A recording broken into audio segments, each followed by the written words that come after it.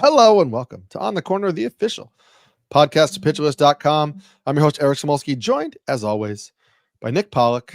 Nick and I saw each other multiple times this weekend in person at Tout, which is amazing. And we have real baseball, real live MLB regular season games coming tomorrow, the Japan series. So we are full on.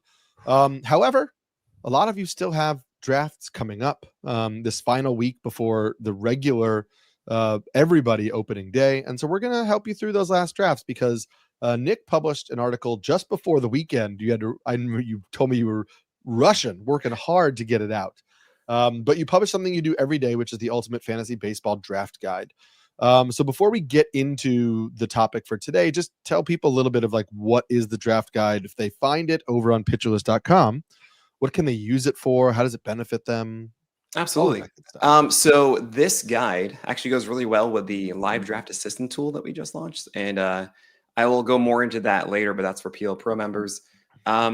This is a guide of just like, hey, I'm drafting in your standard 12-teamer draft. I know so many of you have listened to some fantastic people in the industry who kind of focus more on 15-teamers or your weekly fab stuff and in your points leagues. This is your Yahoo standard 12-teamer. You can really apply this a lot to 10-teamers too. And I really wanted to outline, hey, these are the hitters who I'm generally going for that I like. And I've also identified certain positions for hitting that I think you need to target at certain points, whereas Ariel Cohen would say the hot spots are where there's a lot of good value at this point. Because, you know, not everybody's going to be drafted in the same order. It's like, you know what, because there's so many guys, that means that you can get third baseman in the 7th round, 8th round because Mark Vientos is amazing. Or you could say things like, well, you need to jump early because there isn't anything later on, like at second base. So this really outlines that and then embraces the thing that you've heard 20 million times this offseason, which is you got to wait on pitching. I want to say to everybody listening right now, you don't have to. Right.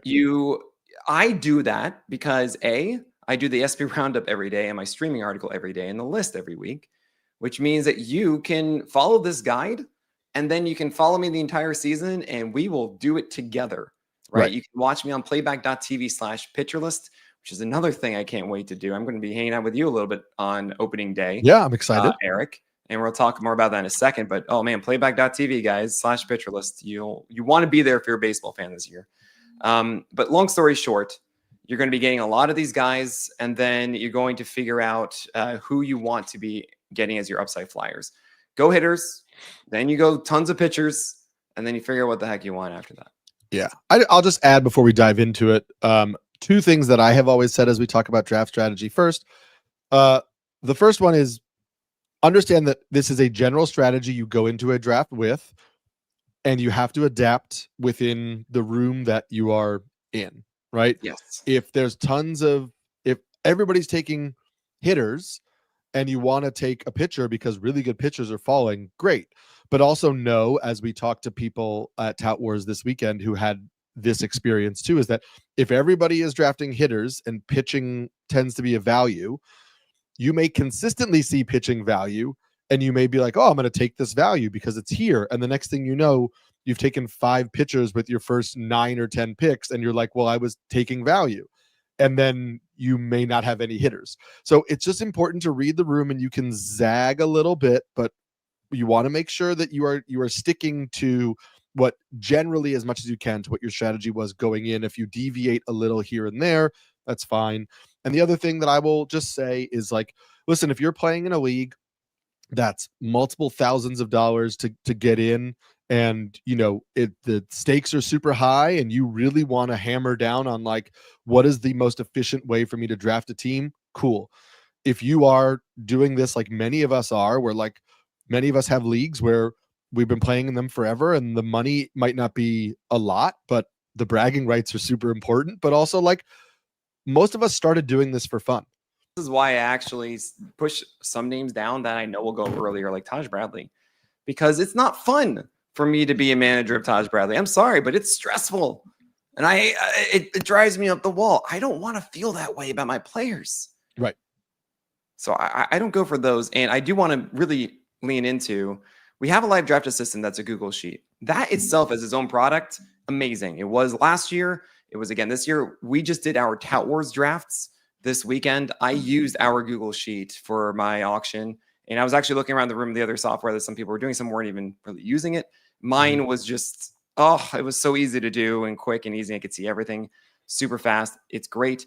And we also just launched for everyone that is in more of your straightforward leagues. They don't really need all the complexities. It's just like your Yahoo league, and you just want to keep tabs with who's the best guy to get in my cheat sheet and all.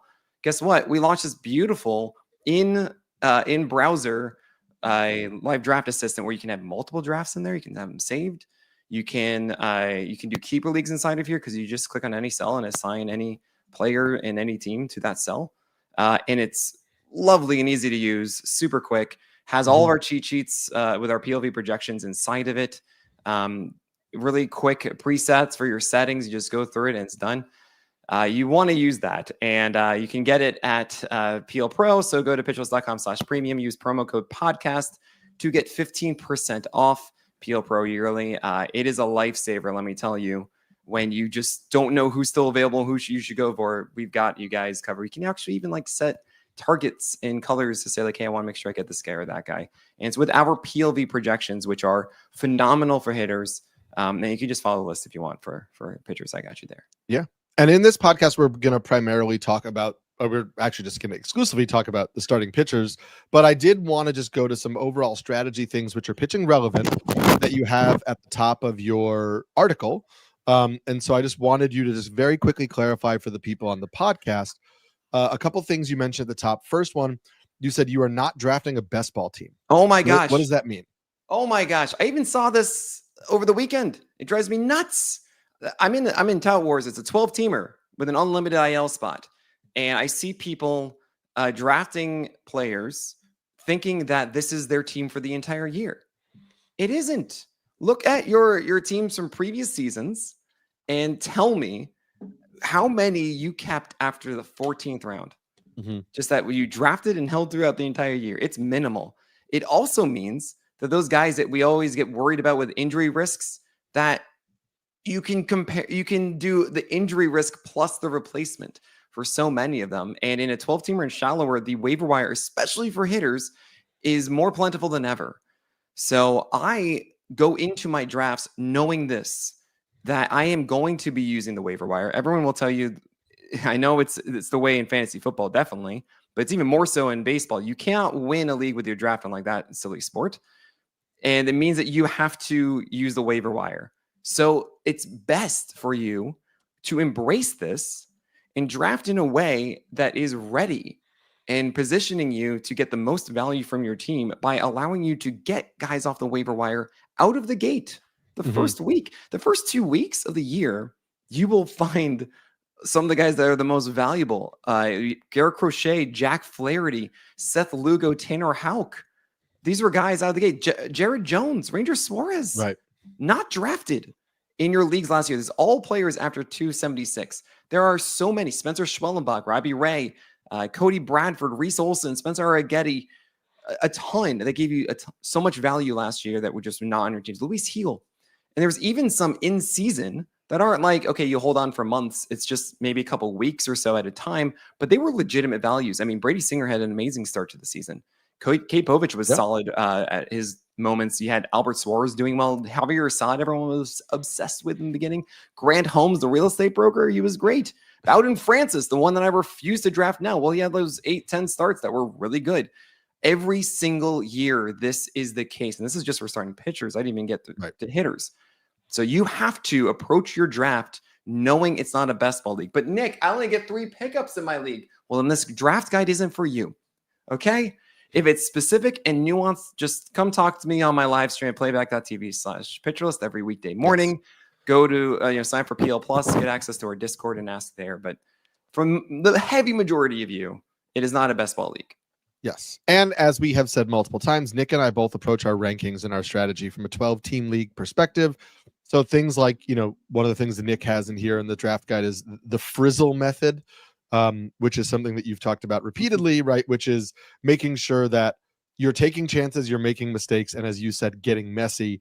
And like in the back of your drafts, we're not going after boring guys, right? No, our final picks, we should be going after, we're swinging for the fences. We're going after guys who could be home runs if they hit. If they're not, as we love to say on this show, like, we want people that we can make immediate decisions on, right? So my 3 reserve pitchers, I did a 12-team NFBC online championship last night. The 3 pitchers that I drafted who are not my starters are Dustin May, Max Meyer, and Jose Soriano. And it's like, I know, I think the upside is high for all of those guys, and I'm going to know real quick if I'm getting that upside or not, and I can play the wire if I need to.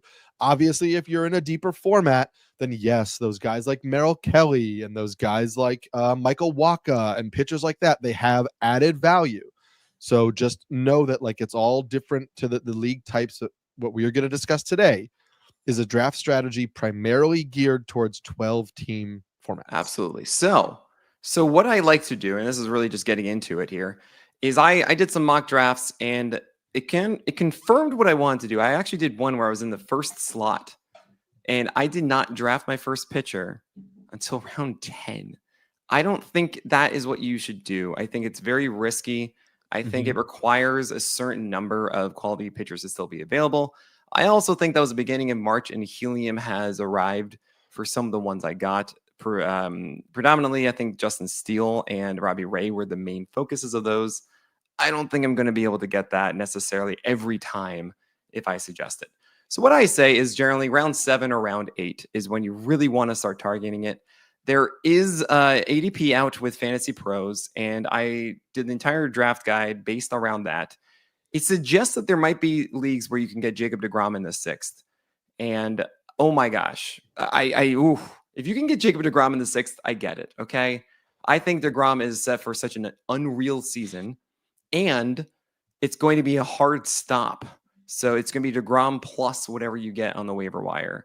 That is a huge deal. That is not just like, oh, but he gets hurt and I won't get many innings. You will, because it will be deGrom plus. So if you think like the general roster spot's like 160 or so, something like that, then like you will probably get something close to that out of deGrom and plus. Hopefully, of course, deGrom with his healthier elbow than others will do that. So he's the one pitcher that I have labeled here before the 8th round. Do you agree with that, Eric?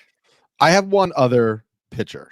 Okay. And I will say that I agree with most of what you said. I have found that in my drafts, I don't have the chutzpah to wait that long. Okay. That I tend to like to have one guy who I would consider like a locked-in fantasy ace. The issue is that the injuries to George Kirby and Garrett Cole have meant that, like, outside of the guys I have like kind of in my top 9, it starts to get like you get into this like Yamamoto, Cease, Snell, Sale tier of guys where like I don't want to use a top 5 or 6 round pick on a starter like that, because I don't know that they're definitely going to be that much better for me than some of the guys I could get in round 8, 9, whatever. However, I have been taking a lot of shares of Michael King. I knew you'd say Michael King as my first pitcher, because he tends to go in the 60s, which means that in a 12-team league, I can get him towards the end of the 5th round. Sometimes I've gotten him at the start of the 6th round, and I feel really good about getting 4 or 5 hitters that I like and trust, and then getting Michael King, because I feel like he's a really safe starter with the upside based on what we saw from him last year to kind of carry a staff that I know is going to have a really good SP2, SP3 or whatever, because of how I'm going to wind up drafting. Now, what I've seen is that generally when it gets to the 8th round, you should be able to get Joe Ryan. Yes. And he's the one that I think has fallen more and surprisingly more than others. I have seen it is crazy, Eric. You remember us in First Pitch Arizona? It was this is actually what I think we're going to do every year, which is like my favorite thing ever. Is if you guys don't know, at First Pitch Arizona, it's this amazing conference held by Baseball HQ. It's the moment that really the fantasy industry gets to hang out and see each other for like the only time of the year. Yeah. And I recommend anyone who's just listening, wants to hang out with and meet everybody and just talk about baseball the entire week and go. So we have our On the Corner podcast live there. And I decided, you know what? I want to make this as interactive as possible instead of us just performing in front of them. So Eric and I stood up in front of the auditorium or whatever it is in the room and projected both of our rankings to the wall. I'm banging on this wall, pointing at them. And it's like, all right, guys, we're going to talk about 1 through 20 right now. Here is a mic just standing out there for anyone in line to ask any questions about this. And we're going to keep going. And I think there were 2 pitchers that we got like the biggest, are you joking about? Maybe there's a couple. First was Garrett Crochet, which is wonderful now. But he was at like ADP 51 or something in NFBC at the time, like SP 13. And we're like, nah. Now, of course, him going to the Red Sox, I think changed people's minds a little bit and benefited with the wins part. Yeah. Still, I think I'm happy about that. The other one's Spencer Schwellenbach, where we both had him around like 2025, I think. I will admit I didn't. I had him in my mid 30s and I felt like I was high on him, and then we started talking and I realized I was not. I was like at 23 or something like that. Yeah, he's bumped up for me as well. But at that point in time, I was still a little late to the game. Well, I mean, the thing is, right now, the reason I'm bringing it up is because Schwellenbach is in the same realm as Joe Ryan and Pablo Lopez and Tanner Bybee on ADP realm, and I love Spencer Schwellenbach. And honestly, I get it, and it's fine. I'm surprised I'm not able to get him as my SP3 anymore, is what I'm trying to say. So he's in that group, and there really is just this large group. And yeah, please. I was just gonna say, another guy who's just in that same range, if I'm using just NFBC data, which is different from the Fantasy Pros, but NFBC data for 12 team drafts, which is the online championships, going only 2 picks ahead of Joe Ryan has been Max Fried. Yeah, love that and one. I know you and I are big in on Max Fried, and his ADP is 90, which means, that's like around the 8th round. Yeah. And so if you're getting Max Fried, if you want to roll the dice and wait and get Max Fried, you could, double tap Max Fried, Logan Webb, Max Fried, Tanner Bybee, Max Fried. I want to quadruple tap, Eric.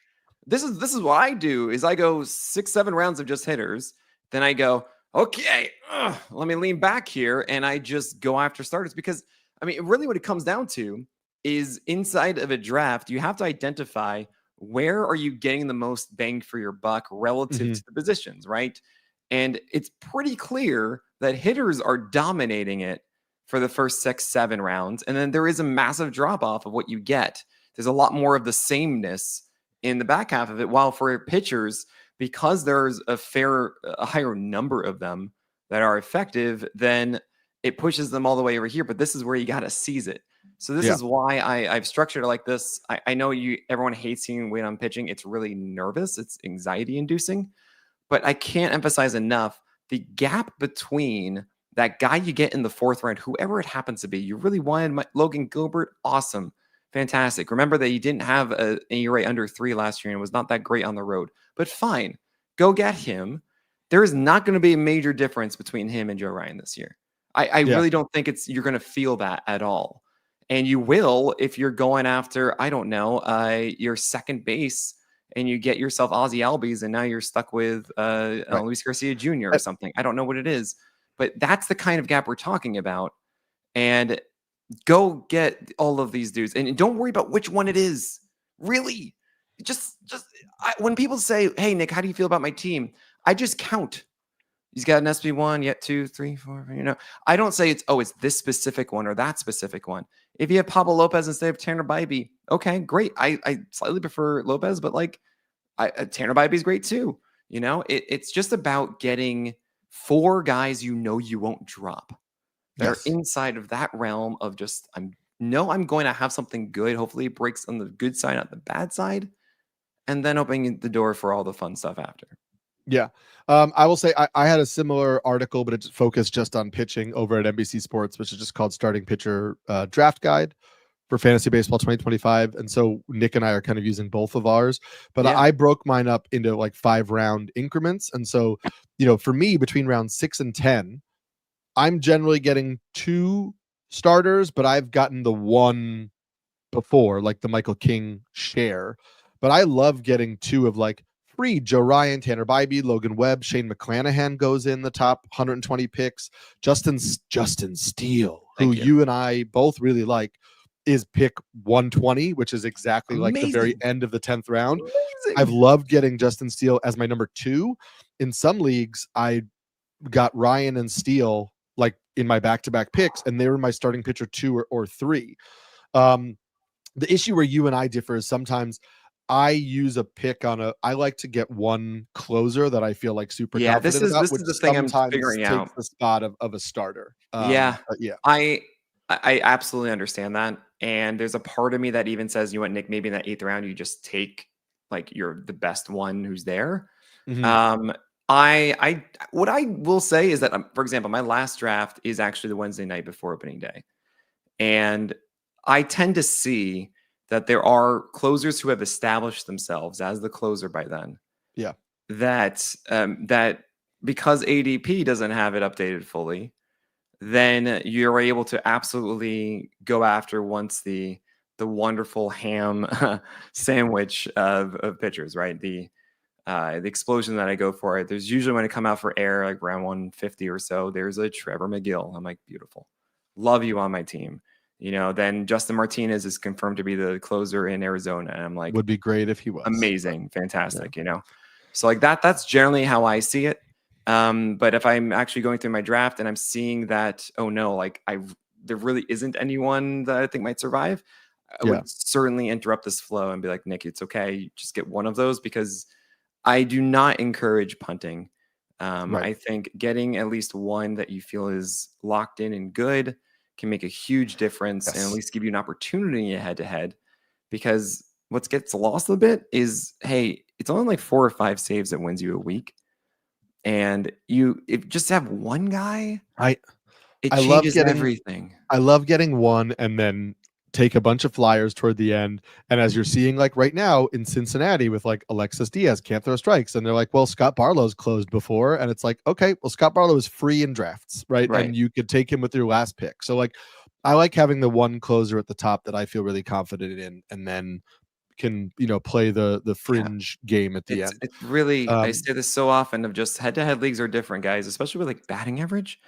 It's a small sample of like 120 plate appearances a week or whatever that you get, or at bats towards batting average, and it's a 260 average versus a 250 for your team is mhm. one hit like a week, Yeah, like 1.2 extra hits, which is like that's not okay over a whole week. You don't know what's going to happen between your team and the opponent's team.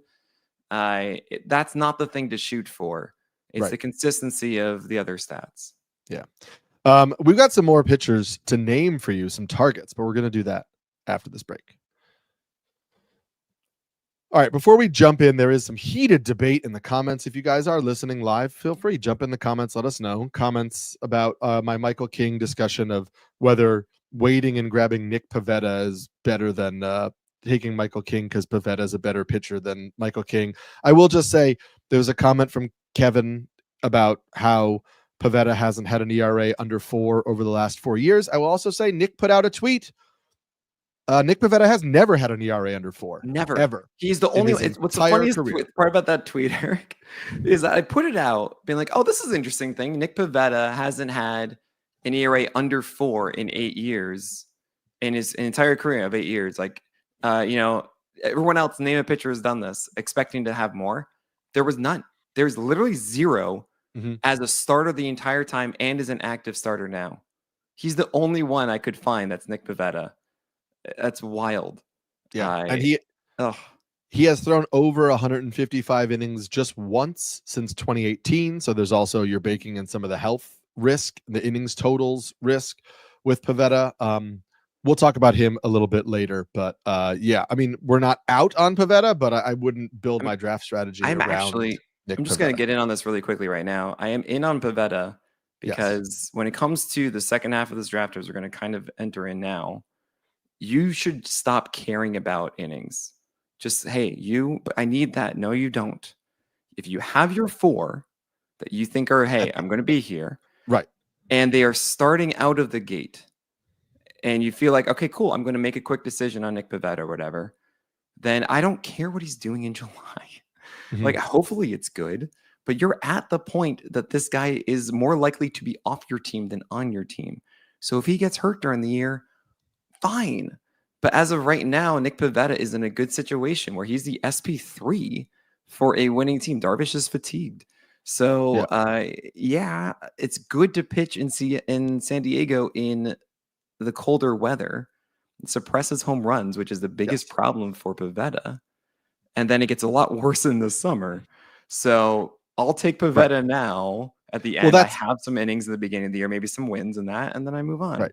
You're talking about taking him once you have your top 4 established, though. And that's where, like, if you're deciding between a guy, and I know nobody's really deciding between Pivetta and King, but the idea is, like, if you're deciding between pitchers like that early on in your draft, and it's like one of the top 3 guys that you are trying to get, then the innings totals do matter if you have a little bit more of a surefire kind of like locked in pitcher in there in terms of like the innings totals that you are going to get. I will say, like, again, there's a comment in the chat about Nick Pivetta's whip. Yes, it was a 113 whip last year. Remember that the 112 whip in 2023, he spent half the year in the bullpen. So we do have to take that into account when you're factoring in his ratios, that he was a reliever for a big chunk of the year. And then Pivetta's whip for his career is 1.32. He was a 138 whip guy in 2022, a 1.3 whip guy in 2021. So Pivetta really only has one season as a plus whip pitcher, but he has been a starting pitcher for 8 years in the big leagues, unlike Michael Pivetta, who has been a starting pitcher for 1 season.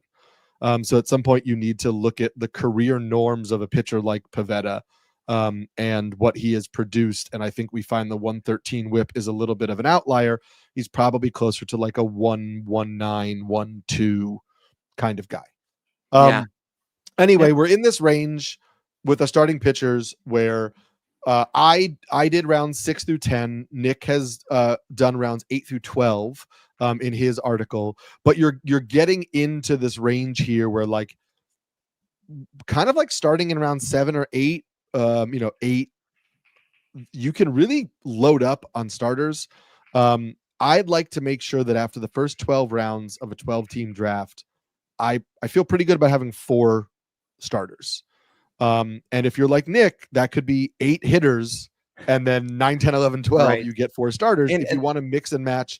But, like, just some of the other names that are here toward the back end, Robbie Ray is flying up drafts right now, but you and I are enamored with Robbie Ray in terms of where his draft price is. We have seen Robbie Ray be a top 15, 20 starter in fantasy. You don't have to draft him as such. He's a guy we really like in the 8 to 12 round range. We already talked about McClanahan and Sandy Alcantara coming off injuries, but having been former aces. And yes, they might not throw 200 innings or whatever, but they look like themselves on the mound. You're going to get solid production out of them. Hunter Green, Justin Steele, we mentioned. Jared Jones, who I think looks really good this spring. I do think the sinker is good for Jared Jones as just another fastball. He really has made improvements to that changeup. I think it is a better pitch, and that's really important for him, especially against lefties. You have Brian Wu on your list as somebody who, we know the upside of Brian Wu when he's healthy. I personally am totally fine in this range with grabbing somebody like Sonny Gray. I know that Sonny Gray doesn't have all of the upside of some of these guys, but, like, if Sonny Gray is my SP3 or 4 because I waited and maybe I did take upside guys, maybe I did roll the dice on a McClanahan, or I guess Justin Steele isn't really like he's a pretty safe bet. But Sandy Alcantara, you got to wait on. Maybe you spend on Spencer Strider to wait on that one. I think Sonny Gray has always been a relatively productive guy, even if we don't get his season from last season. I'm really out on Sonny Gray. I think it's more that I actually, just to let you guys know, I do plan, I think, on updating my ranks 1 more or 2 more times for the start of the season, maybe this week before the drafts happen.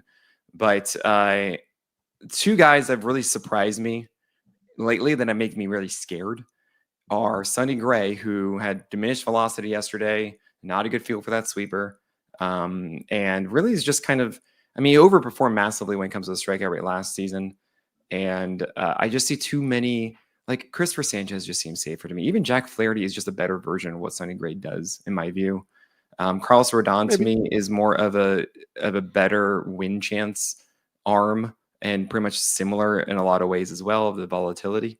So I find myself just gravitating towards them while Sonny Gray has a higher draft stock. Kodai Senga is the one that's actually also scaring me that I was initially went in on, but I've yet to see him actually look good this spring. In his most recent outing, it was velocity down about 1 to 2 ticks in my full 2, I think it was, without good feel of the cutter and the fastball, like barely through the ghost fork. Like Kodai Senga, I'm just assuming is normal and good and ready to go. And I've yet to see actual indication of that. So I'm a little weird on that one. I feel less safe making him my SP4 at the moment because that could be just a bad situation. So that's why I think I'm being as aggressive as I am and making sure like by the 12th or really the 11th round that I have my 4. Yeah, that's fine. And I will say for people in the comments that are saying Sonny Gray is hurt, we don't know that he's hurt. No, we don't. The Cardinals haven't said that he's hurt. He says he's not hurt. He's ready to go. We understand that he didn't pitch well the other day, but they're not connecting it to an injury. And this is a guy who has been doing this for a very, very long time. And so spring training stats for a guy like Sonny Gray mean a lot less than for a guy like Jared Jones, who we're trying to see if he's changing things around. I don't think your opinion of Sonny Gray should change based on his poor outing yesterday. You were either in on him as a pitcher or you weren't, and there are valid cases for both for sure. Right. I will say just another guy who you currently have in your article on the fringe of this range, but is fast rising up boards is Christopher Sanchez. And Christopher Sanchez is a guy that you might wind up having to take in the 12th round if you really want him in your upcoming drafts. And you just have to make that call yourself personally. Like, do I believe in this enough that like I'm going to fully buy into the helium now that it is like really drastically rising? Remember that Sanchez is up 2 ticks, and that's great, and that's going to help, the sinker, and that's did he go down a little bit? I was just going to say, but part of our excitement early on was he said he was adding a new pitch. He was throwing the cutter. We thought that would be beneficial for him. He's used it like 2 times. Yeah, he stopped throwing it, and it's not really doing much. No. So if you're buying into a breakout for Christopher Sanchez right now, the only reason you're buying into a breakout for Sanchez is velocity is up, and that's going to make him a better version of the pitcher we have seen before. That's a great point, Eric. I'm happy you said it because, yeah, I know I've certainly pushed it myself. Like he's throwing 97, and he was doing for a while, and he was at 95.7 in his last one. And it's possible he just lands at 96.5 or something like that, and that's totally fine. He had a 9 hit per 9 last year. So Christopher Sanchez just gets that to 8, which is league average. And generally when we talk about these good starters, they're like 7.5 or something like that. So if Christopher Sanchez can do that, which I really was believing based on the new velocity and the cutter, then his whip goes way down as he has such a low walk rate, right? That's really the big thing about Sanchez because we think the ERA should be good. Wins should be good. He's going to be going deep into games, all that kind of stuff. It's just about can you just keep the whip at a reasonable level? And we don't need him to be a 25% strikeout guy. 22, 23 should happen if he has that cutter. And also maybe a little bit more velocity too. So I'm not necessarily out on Christopher Sanchez, but it's not as secure of a, oh no, I got my SP5. This is easy right here. What I will say is that I'm finding that there are more guys in the 16th label, like later on in my guide. Yeah. And I'm like, you know what? I don't think I'm going to drop these guys all year. Oh, we are going to talk about one of those guys, Nick. Yeah. But I should just note, when I say his draft price is going up, I mean, over the last 30 NFBC online RotoWire online championships, which are 12-team drafts, Christopher Sanchez is going pick 135. He has his highest ADP is 106. So somebody took him pick 106. Christopher Sanchez is going 4 picks after Sandy Alcantara, 5 picks after George Kirby, 6 picks after Robbie Ray, 7 picks after Jared Jones. So Sanchez is going in the same area as you could get Jared Jones, Robbie Ray, Sandy Alcantara, Jack Flaherty, Kodai Senga, And I think, I know you and I are going to take Jared Jones and Robbie Ray over Christopher Sanchez in that round pretty much every time. You might even take Senga over Sanchez. So that's why I'm saying that in terms of like Christopher Sanchez inflated draft price is like some drafts he's going pick 106, he's going pick 110. Like you may really have to decide you want him that much to get him right at that price. No, I'm absolutely I'm with you there. But there are some guys. Oh man, we gotta talk about them. We do. In the 16th. I mean, I know one is Gavin Williams, of course. Yes. You want to. Oh now, I do want to say this about Gavin Williams, okay, guys. I am a little disappointed so far, and I know everyone's going to go, "What?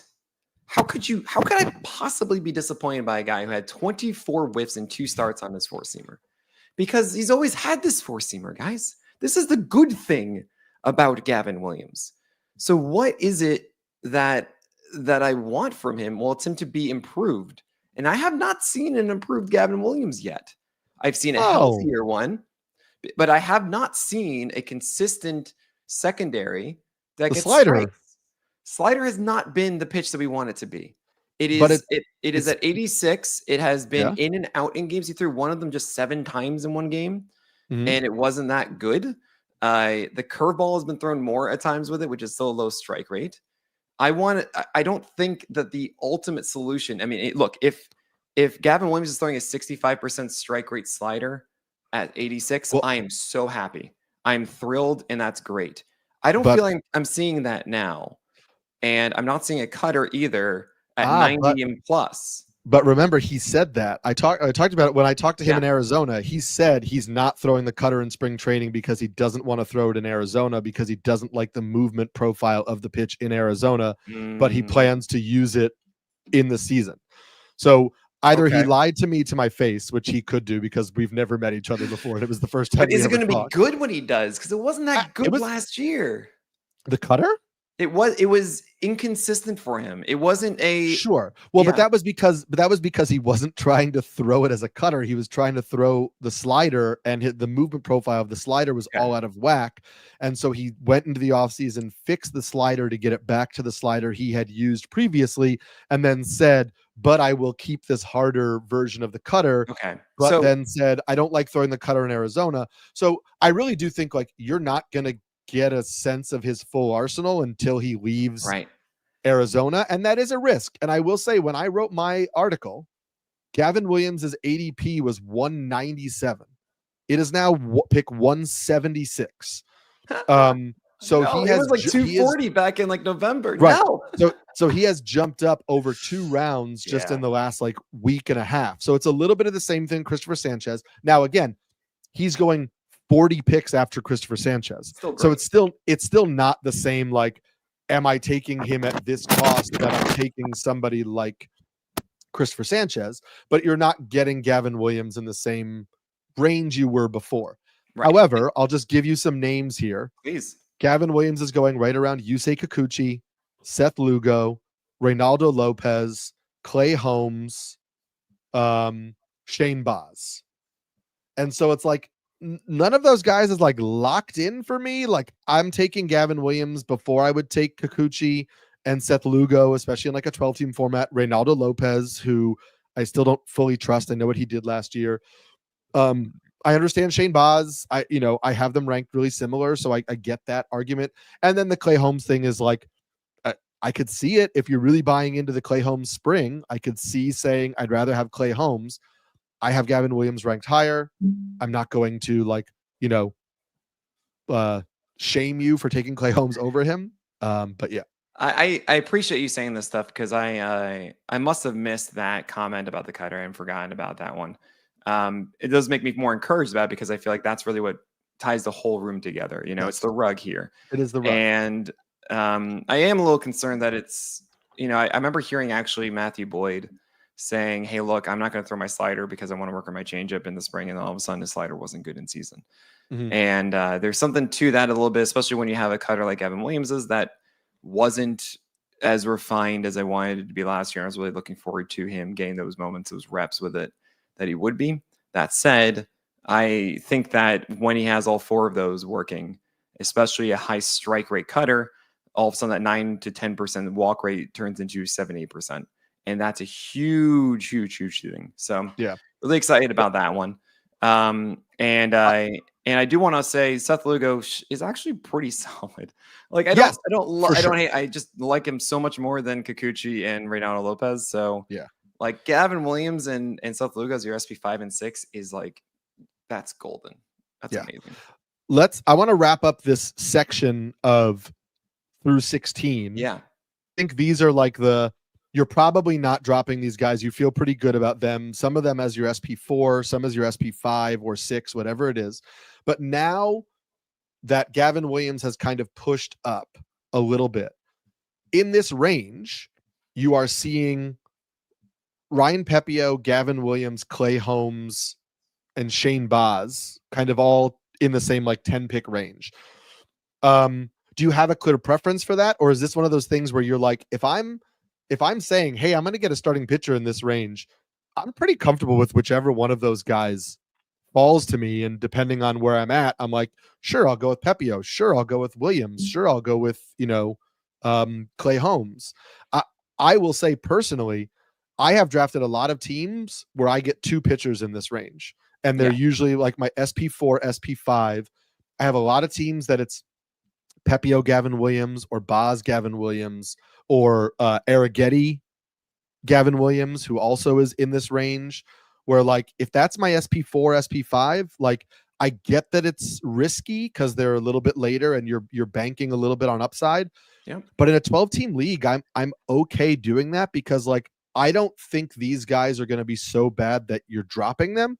They may be guys where you pick and choose starts, but I trust that I could find something on the waiver wire too to help out. And I'm okay with taking 2 guys in this range at 4 and 5. Are you? Yeah. So Ryan Pepio, I keep going back and forth about because man, I love his stuff. I think it's so good. I am a little weirded out by the Rays and their whole situation in X, Y, and Z. Mm-hmm. And I think I've been leaning towards Gavin Williams and Grant Holmes a lot. I think that the real estate broker, Grant Holmes, not the Adobe, Clay Holmes. Grant, I think the thing that really just recently made it click for me was, what has been the biggest argument against Grant Holmes? Oh, he doesn't go deep into games, right? He threw 93 pitches on Sunday. Yeah. Or actually, it was on Sunday. He threw 93 in 5 1/3. And that was actually not the best version of Grant Holmes. It was 3 whiffs over 42 of his breaking balls. So if he's in his, not his best day going 93 pitches in 5 1/3, hi, this is a quality start guy for Atlanta. I am so in on that. And that's 2 breaking balls that have a 20% plus swing strike rate. It's really, he's one of the best targets I think you can go for. And and the thing is, I love Arrighetti. I think Arrighetti could be great too. The Astros obviously need him to go. He's going to have that long leash. He's had some weird bad starts, and I feel like those aren't fully eradicated from him. But there is a clear path towards Arrighetti being a 25% strikeout rate guy with good enough ratios that you're fine with, and those wins as well. Mm-hmm. Shane Baz, I've turned away from. I've pushed him down. I'm okay drafting him some places, but I'm not as high on him as before. I will say that I think a lot of people have too. He's now going pick 190 on average in the last 30 NFBC online championships. That's down around Brandon Pfaadt, Zach Eflin, Mackenzie Gore. And so in that range, I'm a little bit more comfortable taking the gamble on Shane Baz, because that's much lower than when we were talking about him just a few weeks ago. And I worry that he's in my head turning into a hipster, heading inducing pitcher, stifling the entire roster. These are the kind of pitchers you don't want to draft, because I don't think he'll be able to make a quick decision on Shane Baz. Mm-hmm. And my confidence in him has dwindled a bit as the 4-seamer's shape and everything is not nearly as good as we want it to be. I know he hit 100, but then he also averaged a lower velocity as well in another start. He had a 4-walk game the other day. Like there's weirdness going on with Shane Baz, and he doesn't have his old slider. And it's the whole Rays situation. Are they going to let him go 90 pitches every start? I don't know. The other whole Rays situation, as we've talked about, is that Zach Littell needs to make this team because he has no minor league options. Yeah. I'm a little bit like, as we start to get closer and closer to the start of the Oh season, no. there's a voice in the back of my head that's like, you could see the Rays make Drew Rasmussen their SP5 and let Shane Baz start the year in AAA. And like, I never would have thought that heading into this season. And I still don't, I'm not saying that is going to happen. What I'm going to say is like, Shane Baz has a 9.64 ERA. He has 5 walks to 4 strikeouts in 9 1/3 innings this spring. Like, that's more than enough ammo for the Rays to say, you're not really missing bats. The command of the pitches isn't there.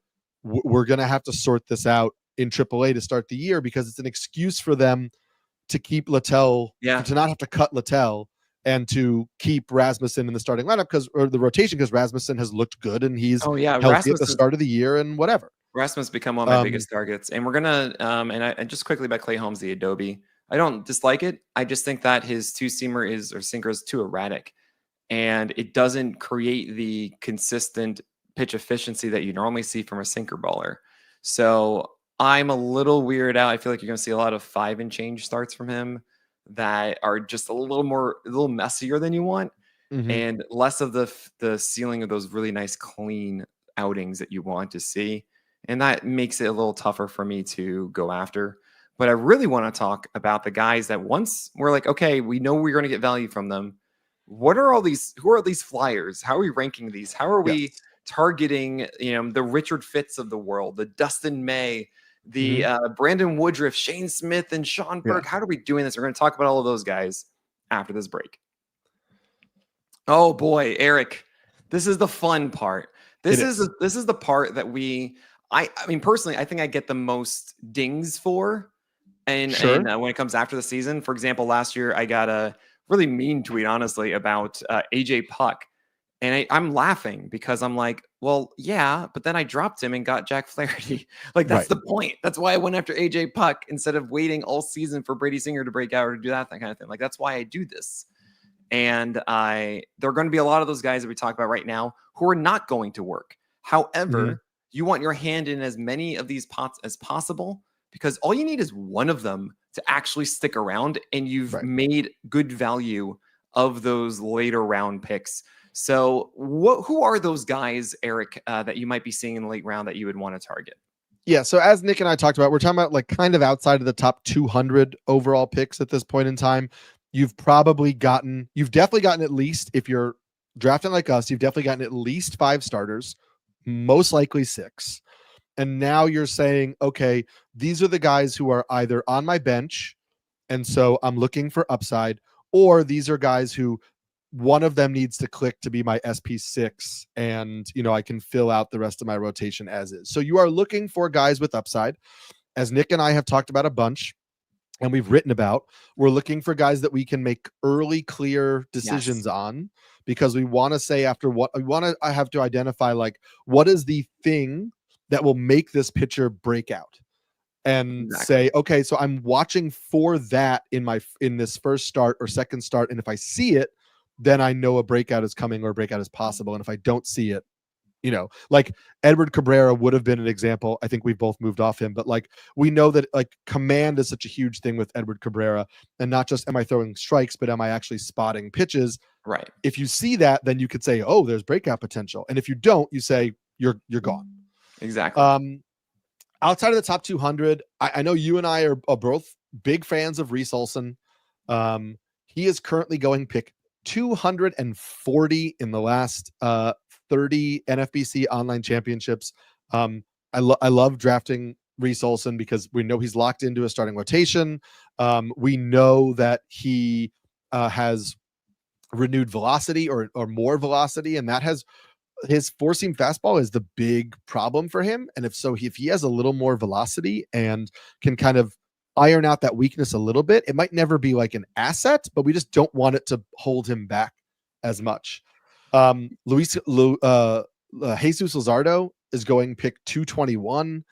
Love him after the first 200 picks, because he's a guy who looks really good. I still am okay with Yu Darvish in that range. I know he's feeling fatigue, but like we don't really know what that means. Like I'm also about the same age. I'm a little older, and I feel fatigue all the time. And they didn't tell me it was in his arm. They just said he's feeling fatigue.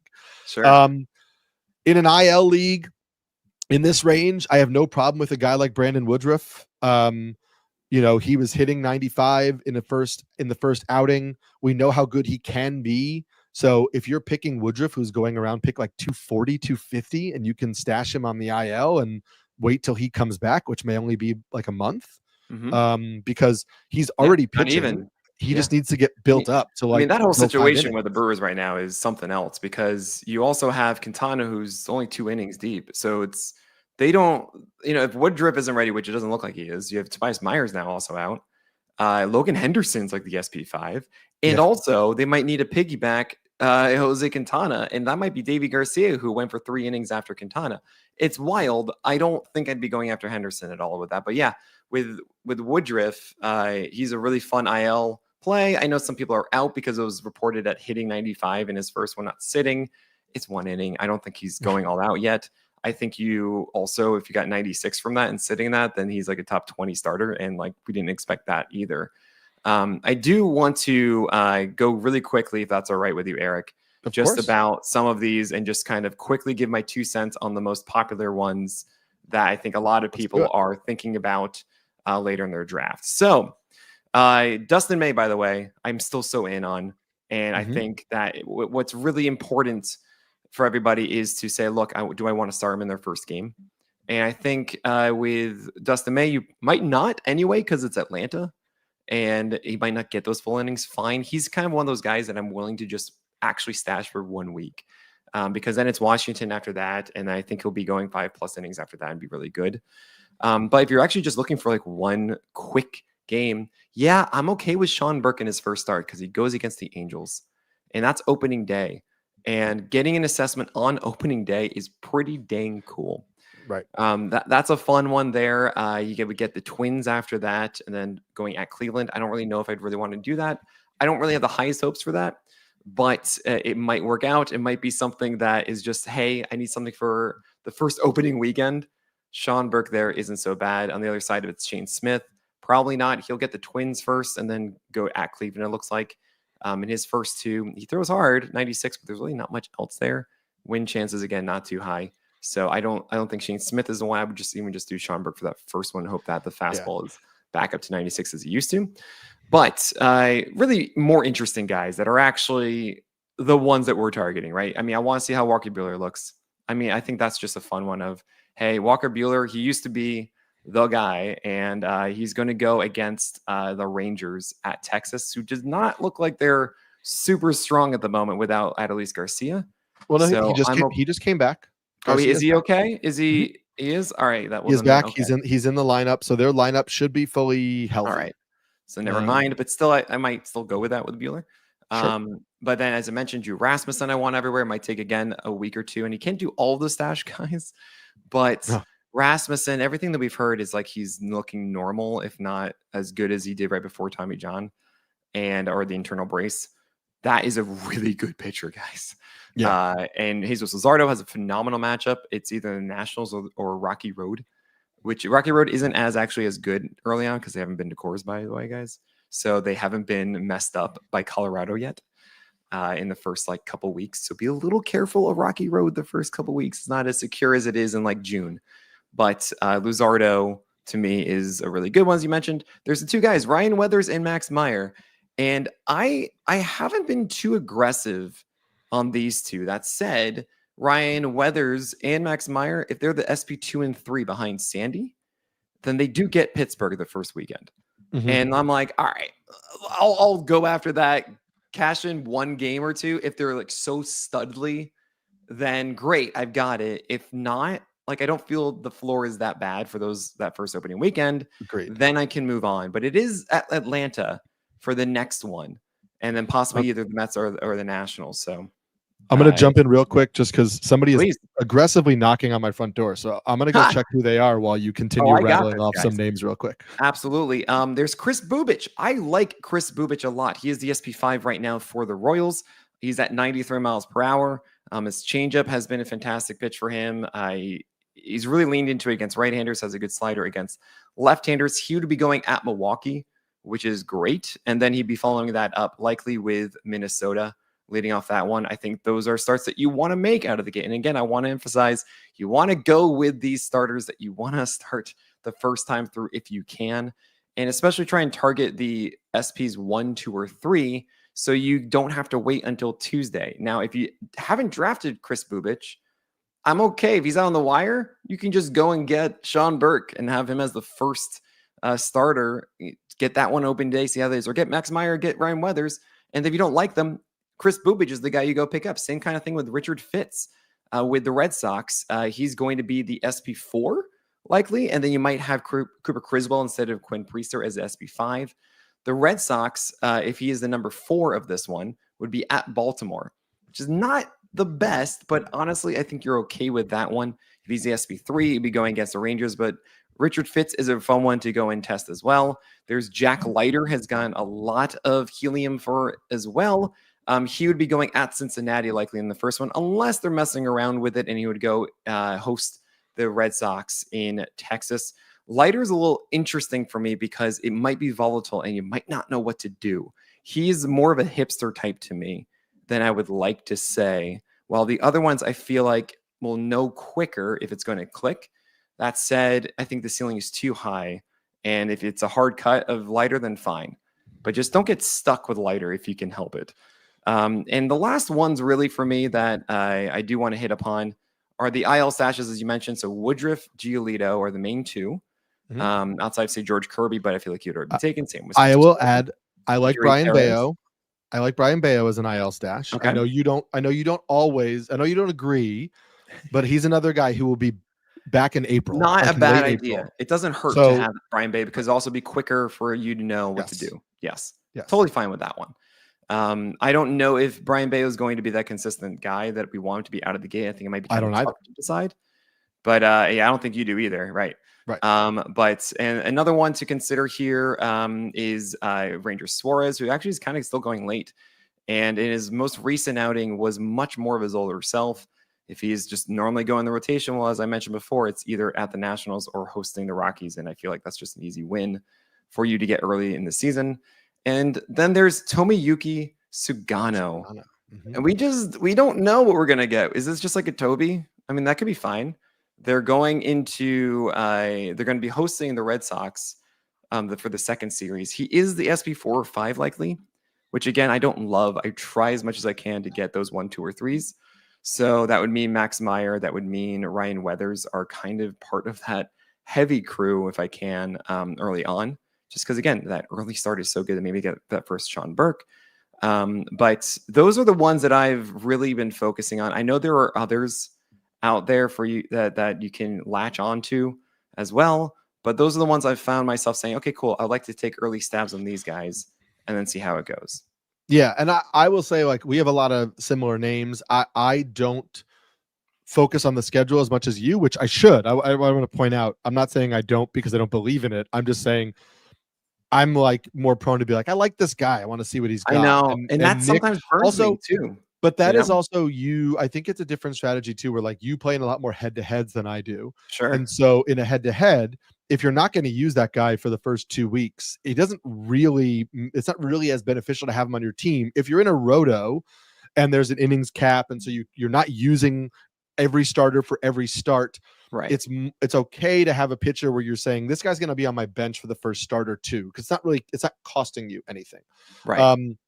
And so that's why I'm in on some of these other guys. I will say I am one person who's super happy to take flyers of Jack Leiter late.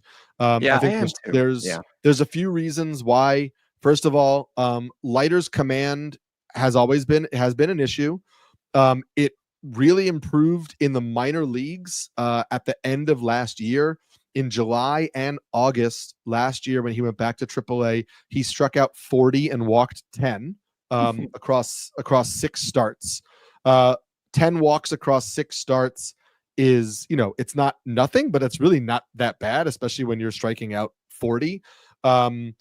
His command looked better at the start of spring. The last two outings was not as good, but that's one of those things, like, that's why Jack Leiter is going late. Because we don't know for sure he has a rotation spot locked up, even though with John Gray and Cody Bradford both starting the year on the IL, it's likely, but it's not a guarantee because they could go with Kumar Rocker and Adrian Hauser and not Jack Leiter. Anyway, who knows?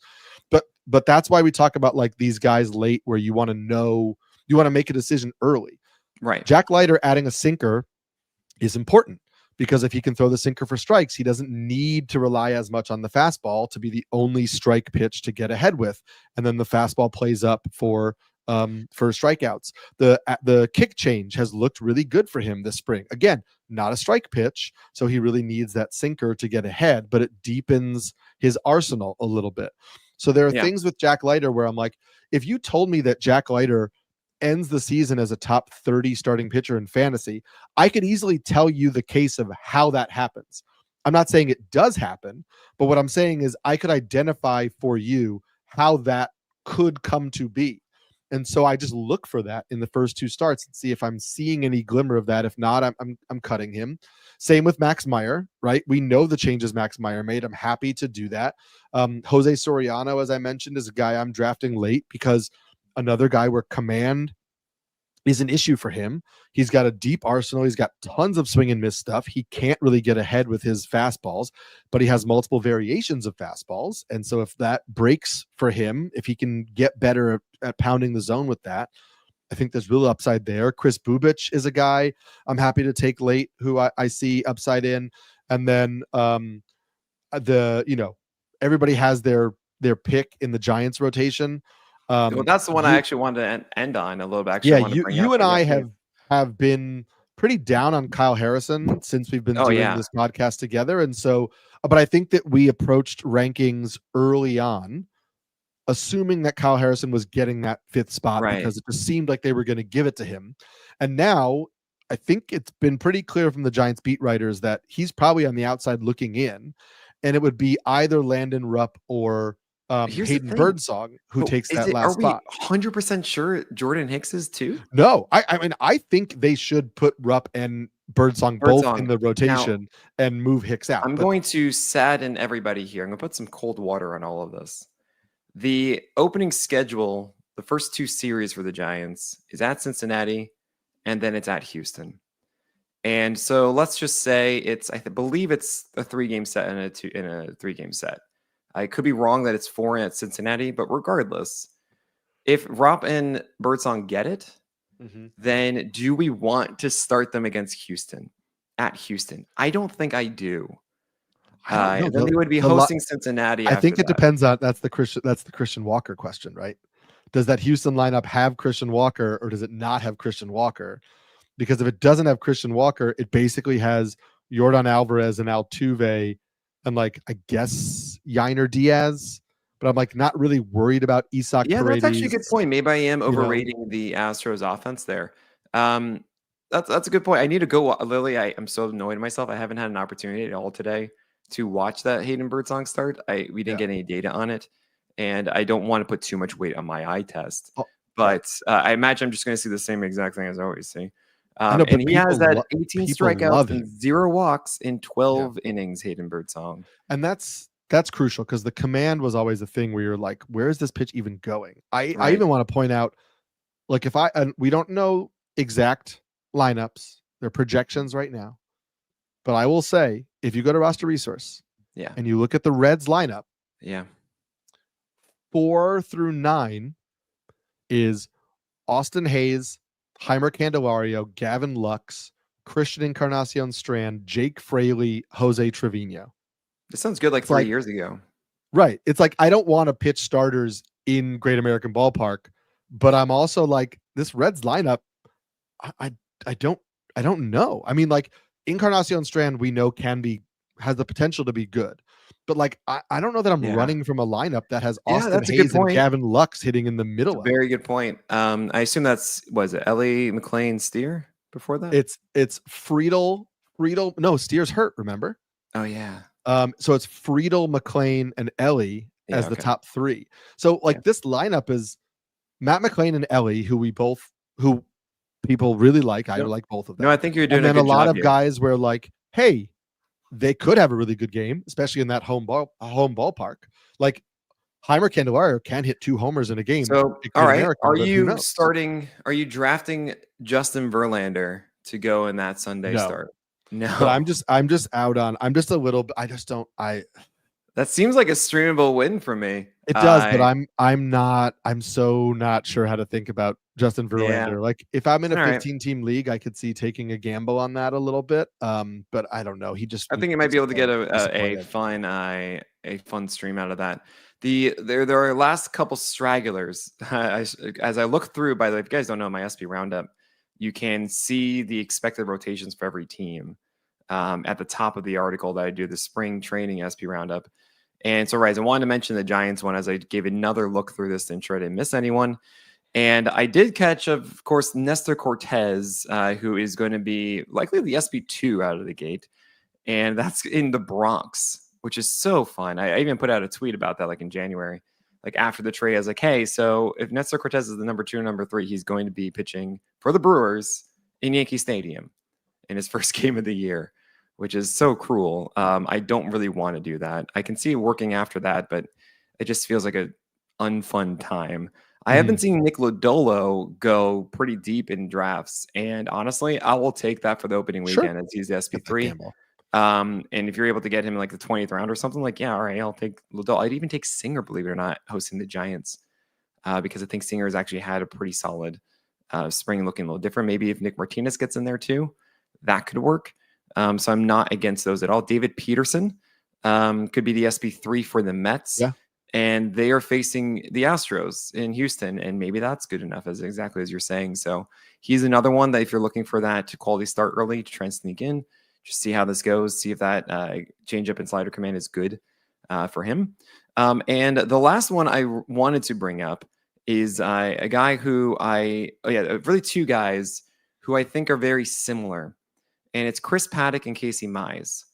Now, why they're similar is because they both have 7 feet of extension with 18 inches of vert on their 4-seamers, and it's 94.5 for Paddock, 95.5 for Mize, and they both have a splitter/split change, which it's split change for Paddock and splitter for Mize, and they both don't have a breaking ball that's very good. They're so similar, honestly, to me. With Mize being a little bit better, I think a little bit more consistent with his 4-seamer location than Paddock, but some people might be tempted to go after both of them. I'm not really against it because I can see how in a given game that could work with both of those 2 main pitches working. So if you want to chance that, I'd imagine they both are going to be the SP4s for their teams. So that would be at Seattle for Casey Mize, which is also what Olsen might be getting. Actually, no, I'm so sorry. Jackson Jobe as the piggyback for Kenta Maeda. That's my prediction. Could be Kider Montero, and honestly, that's the worst thing ever in Seattle because it's such a benefit to pitchers. And then you have for the Twins as the SB4 would be at the White Sox for Chris Paddock. And that Simeon Woods Richardson, I don't want to do, but maybe that Chris Paddock one ain't so bad. I just want to throw that out there, but I'm not drafting him for that because it's he's going to be the SB4. I probably would have someone I would want to drop before that would happen. Tristan McKenzie's not the thing anymore, guys. We don't need to do that one. No. And even though the velocity is there, he's such a wild cannon. That's, I think, really, I mean, maybe Bassett is someone that might actually be better than everyone's giving him credit. Just for the record, he might get the Nationals. If that actually happens, he gets the Nationals in his first start. Maybe. But then everyone's telling me that the Nationals are good now. So fine. Yes, who knows? It is interesting. The Twins in that second series, they do get the White Sox. So you're going to have like Simeons, Wood Richardson, and Paddock facing the White Sox, which is going to cause some interesting decisions of like, I don't know that I really like them, but am I willing to take this gamble? And then I will say to everybody, like, I know there were some comments in the chat about like Will Warren and what's going to happen with the Yankees. I will say that like when the Yankees are projected to get to the end of their rotation, it's Arizona in New York. So like I don't know for sure that Will Warren is going to even get that spot. We talked about it in a previous episode. And then if he does, his first start is going to be against the Diamondbacks. And so it's like I don't know. I might wait and see how that situation. Yeah, I don't think I would go with that one. I'm trying to get through every single one just to help all of you. Just like, guys, like this is what you really should be thinking about. Tyler McGill, I mean, he would face the Marlins, but it's like, in that first start, but does he piggyback? I mean, who knows what the Mets are gonna be doing there. That's not really, I mean, honestly, guys, I think that's roughly all you need. And the question I'm going to ask all of you now is, how are you watching these games? You're a baseball fan. You're watching baseball, right? And you're probably watching it alone, right? That's what I do all the time. You have MLB.TV up on a monitor and you just whatever. The worst feeling is like you go to Twitter and you're trying to talk about the game or the Discord, and someone says, "Oh man, look at that strikeout." You're like, "What?" And then like 2 seconds later, it happens. It's out of sync. Something that's really, really cool is that we are streaming live baseball on Playback for the entire season. That means when baseball is on, we are live showing the video of that game, not the game day or whatever. Where you can show up, you put in your MLB.TV, and you see the baseball game synced up with everyone in chat. I'm going to be on stage. I can actually bring on anyone from the chat to just hang out and announce the game with us. Eric is going to be there sometime on opening day with me. I'll be there for 1 hour. I think we have it in the calendar somewhere. We'll figure it out. But I'm going to be live stream from 12:45 all the way through the day until like 1 a.m. for all of the games that day. And anytime this season that baseball is on, we will be live on playback.tv/pitcherlist. Okay? I can't emphasize this enough. You are finally going to be able to watch baseball with a community that is respectful and passionate and wants to talk about the actual game, not sports betting, not their over-unders, not yelling at the players for being worse than you expected or whatever. It's just going to be us having fun watching baseball with a massive community. It's incredible. So join us on playback.tv/pitcherlist on opening day. This is Twitch for live sports, guys. It is the dream I've had for a decade. I kid you not. I've thought about doing this. I did this with Fast in my bedroom in 2016, just hoping that one day we could do this. And it's finally here. So I look forward to this. You're going to see a lot of surprises, including Eric Samolsky on opening day, playback.tv/pitcherlist. I'm looking forward to it. We're looking forward to talking baseball with everybody here through the whole rest of the season. And starting next week on our next episode, we're going to get into the list, our normal, regular episodes during the season, going over the list with you. That's right. We're in it. We're in it. And I do want to say it is 100% legal, by the way, because it requires your MLB.TV login. So this isn't illegal. This is like truly approved and everything. Yes. It's amazing. Finally, we can do this, and it's all good. So join us, playback.tv/pitcherlist on opening day and throughout the entire season. Can't wait. Eric, thanks for joining me for this draft guide. And we're going to be talking every week about these rankings. Let's do it. Watching baseball, talking baseball. It's that time of year. March Madness is here. It's a great time for sports. I am Eric Smolsky, the Pelican.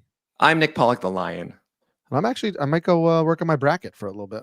I'll talk to you later.